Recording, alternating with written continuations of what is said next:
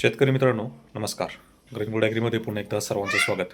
मित्रांनो, आज आहे 7 मार्च 2026 आणि आज आपण जाणून घेणार आहोत आजचे कापूस बाजारभाव. कापूस बाजारभावामध्ये जसं जागतिक युद्ध चालू आहे त्या पद्धतीमध्ये सध्या तरी कोणती ऑफिशियल अपडेट मिळत नाही आहे. ऑफिशियल अपडेट मिळण्यासाठी सर्वसाधारण सोमवार किंवा मंगळवार हा उजेडू शकतो, परंतु तोपर्यंत मार्केट हे स्थिरच आहे असं दाखवत आहे. तर सध्याची परिस्थिती काय आहे हे आपण जाणून घेणार आहोत आणि कापूस विक्रीसाठी काय करायचं आहे हे देखील आपण या व्हिडिओमध्ये माहिती घेणार आहोत. मित्रांनो, तुम्हाला जर कापूस दराबद्दल संपूर्ण अचूक आणि डिटेल माहिती पाहिजे तर आजच आपल्या ग्रीनवूड ॲग्री चॅनलला सबस्क्राईब करा.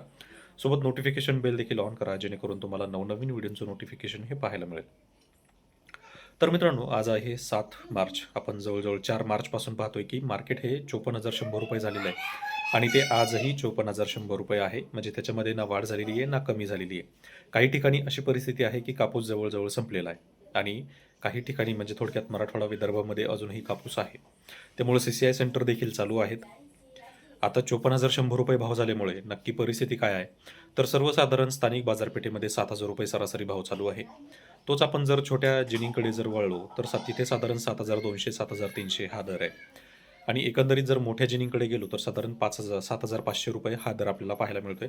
मग त्यामध्ये हिंगणघाट असेल, मानवत असेल, वर्धा असेल, यवतमाळ असेल, नागपूर असेल, ह्या बाजारपेठेमध्ये हा दर चालू आहे. आणि शेवटची आणि मोठी बाजारपेठ म्हणजेच अकोट बाजार समिती. तर अकोट बाजार समिती आणि आसपासच्या परिसरामध्ये म्हणजे अकोला जिल्ह्याच्या परिसरामध्ये सर्वसाधारण 7,500 पासून 7,800 रुपयापर्यंत दर चालू आहेत.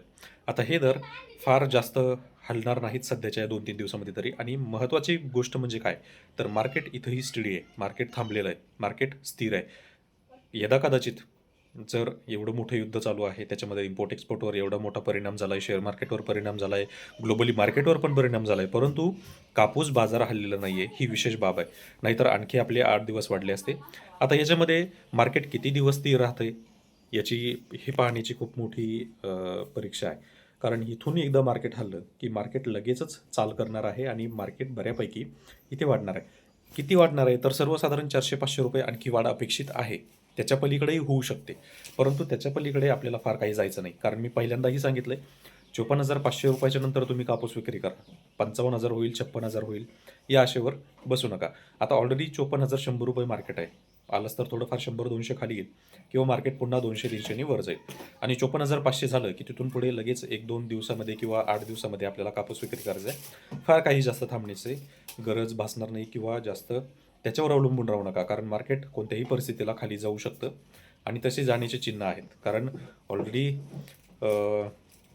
अमेरिकेतून येणारा जो माल आहे हा कमी टॅक्सवर येतोय आणि आपला जास्त टॅक्सवर जातोय. त्यामुळे ह्या गोष्टी विचार करण्यासारख्या आहेत आणि या भौगोलिकदृष्ट्या ज्या गोष्टी घडत आहेत त्या कापूस उत्पादक शेतकऱ्यासाठी खास करून भारतातील खूप अडचणीच्या आहेत. त्यामुळे 54,500 मार्केट झाले की आपल्याला कापूस विक्री करायचा आहे. बाकी अशाच माहितीसाठी आपल्या ग्रीनवूड ॲग्री चॅनलला सबस्क्राईब करा आणि व्हिडिओ आवडत असतील तर व्हिडिओला लाईक करा आणि जास्तीत जास्त शेतकऱ्यांपर्यंत शेअर करा. धन्यवाद.